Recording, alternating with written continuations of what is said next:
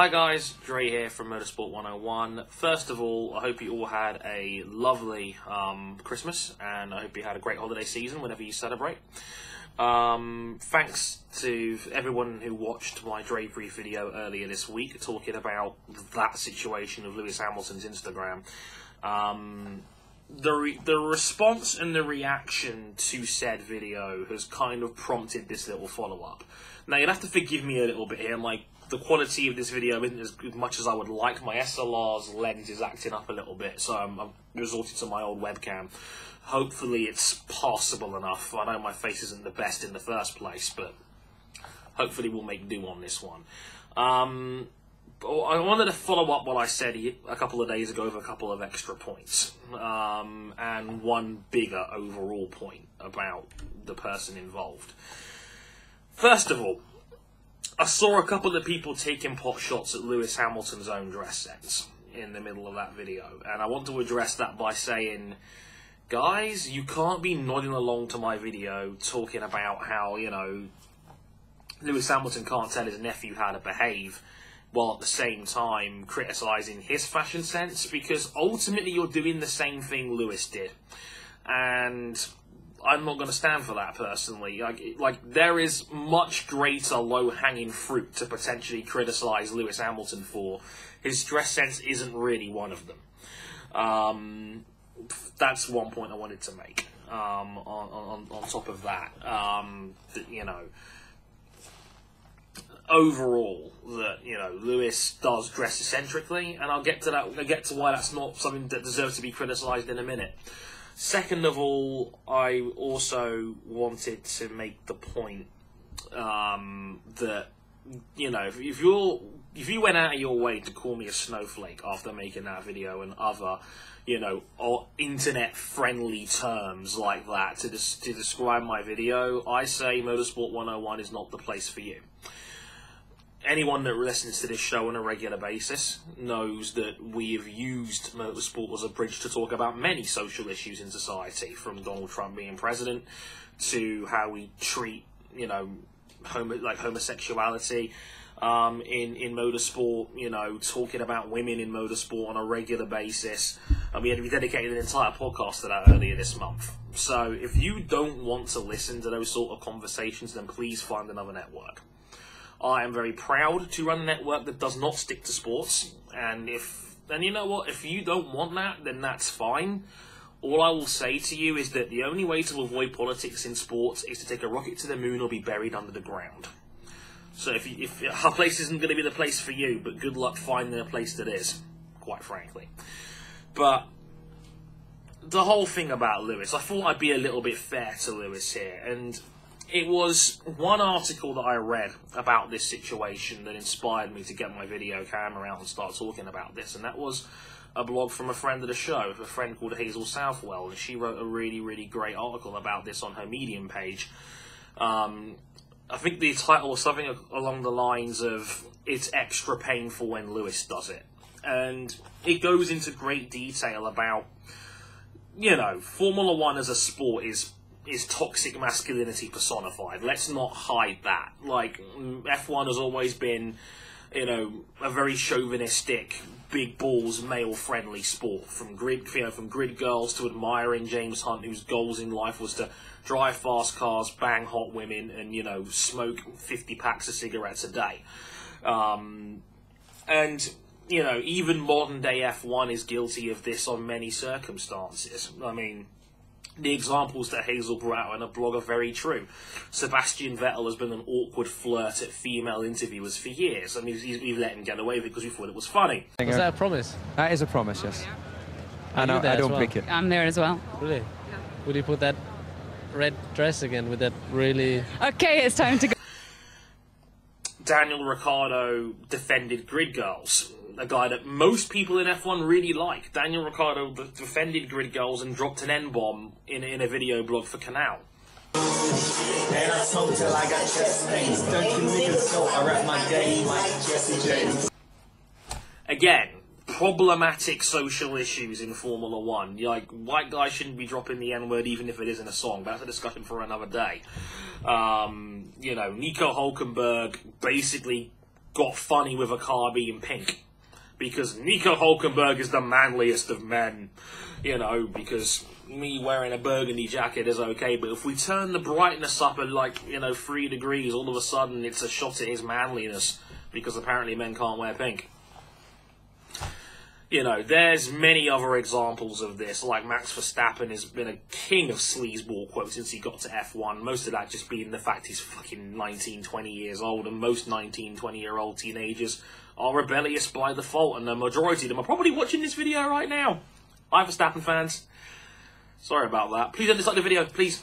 But but by any measure, F1 is not the healthiest of sports when it comes to how it treats women, how it treats other social issues, and some of the backlash I got when I made my Drebrief video earlier this year about Danny Watts coming out as gay.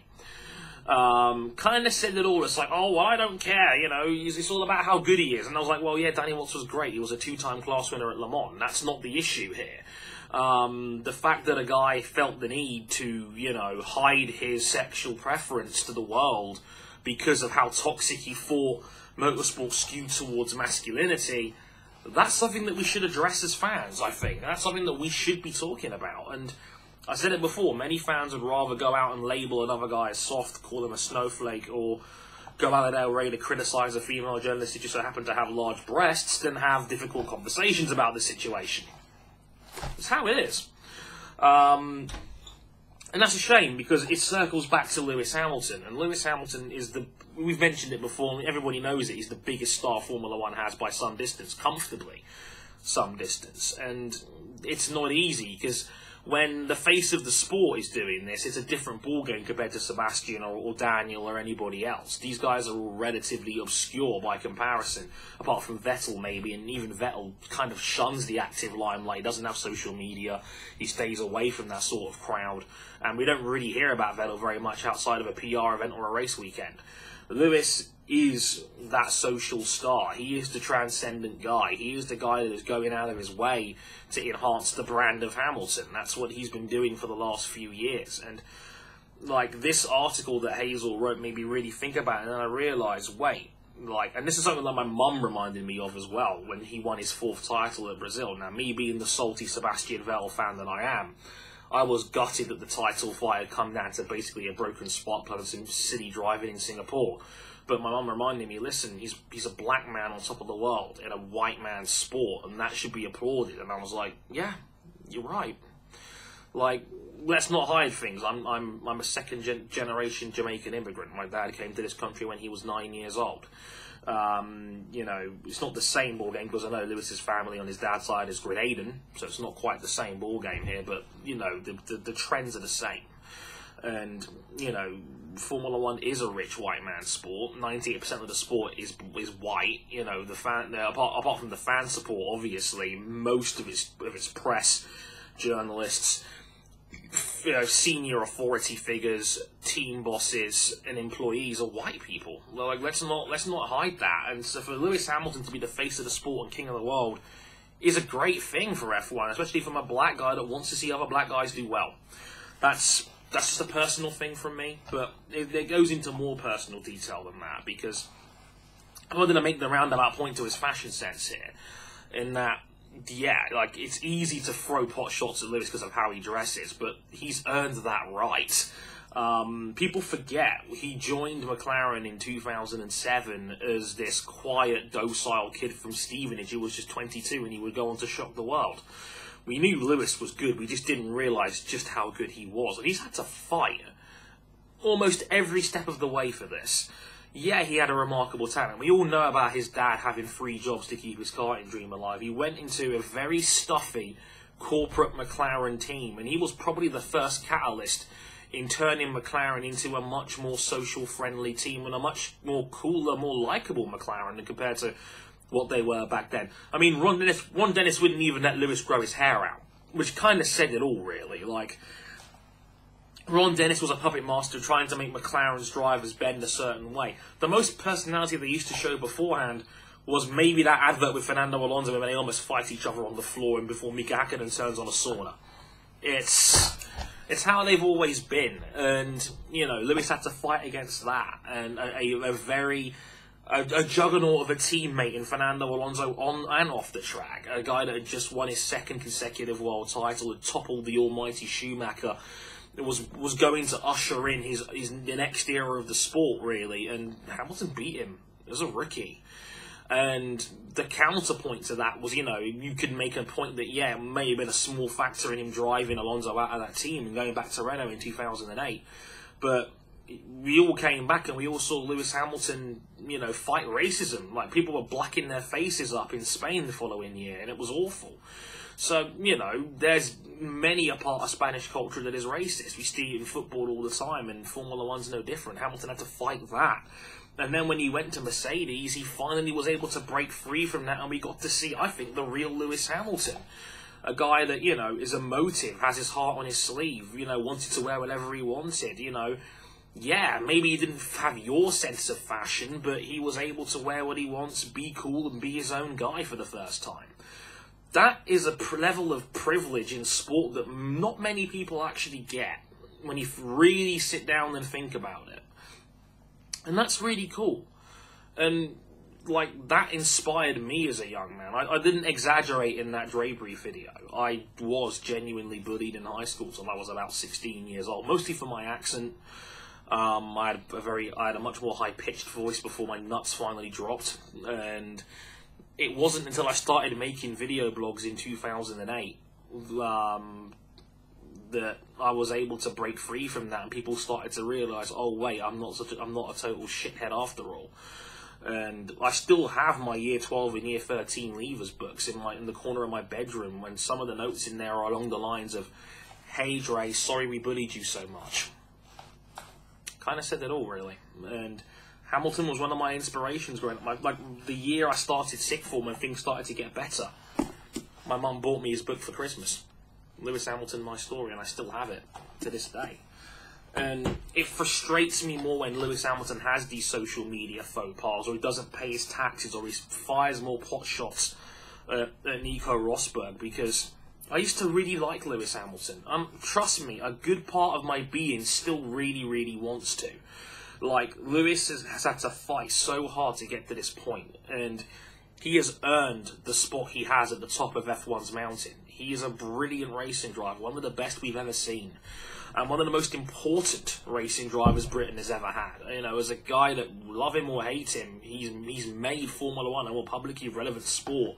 I mean, him winning Sports Personality in 2015 was the first time an F1 driver won it in 19 years. Damon Hill was the last guy to win it in 96. It's no coincidence I'm wearing this cap right now, because Lewis making such fashion choices like that gave me the confidence, as well as many people on race culture, to break my own, fashion sense. It's like, yeah, I'm going to buy this jacket because I like this jacket and I think it looks good on me. Lewis was one of the main catalysts for that. There's no coincidence that, I own 5 of his racing caps. That's not by chance. I think they're great. I think they don't look like Formula One caps. I think that's part of the reason why I like wearing them so much, because it's not obvious where they come from, and they look great. A lot like the Yankees caps you often see guys on the street wear these days. I think they're great.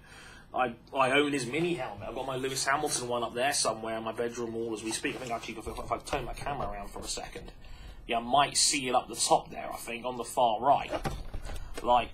There's no coincidence. I really, really want to root for him, and that's what makes it so frustrating when he keeps constantly putting his foot in his mouth, which is amazing, because, yeah, he's 31 years old and he's in his prime, but he has a great PR team. That's something I needed to address as well.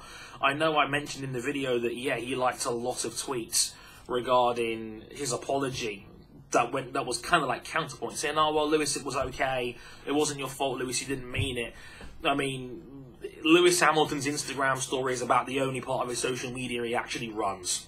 He has a PR agency like most top-tier athletes do, and maybe one guy on a Christmas shift got it a bit wrong. That's probably not fair on Lewis himself, and that's something I need to bear in mind and, give him the benefit of the doubt on, because, hell, if I had 5 million Twitter followers, I probably wouldn't be whipping my phone out every day to tweet like a normal human being does. And like I said, Lewis, inspired me to a degree to not only video blog a bit more and get your face out there, because he was the guy I admired most when I started watching Formula 1 again in 07 and 08, but also to get to where I am now. I was like, yeah, I can wear this jacket, yeah, I can wear this hat, yeah, I can have a fancy shoe collection, something that most people wouldn't have, and I like it, so fuck you. You know, even to the point where I got one of these a couple of months ago, as, you know, Internet Podcasting Champion, as I like to call it. And, you know, this was part of the belt that was featured on my first TV appearance of Jidex. The preview picture was me holding this motherfucker. And that's part of the reason why I will always have a level of admirance for Lewis Hamilton, because, like, he changed me as a human being, watching him on TV, watching him captivate the sport that I've always loved the most. But on top of that is that's why it makes it so much more annoying when he does these things, because I want Lewis to do well. I admire the shit out of him. I have deep respect for his ability as a racing driver. He's an outrageous talent. He will retire as probably one of the 4 or 5 best racing drivers ever.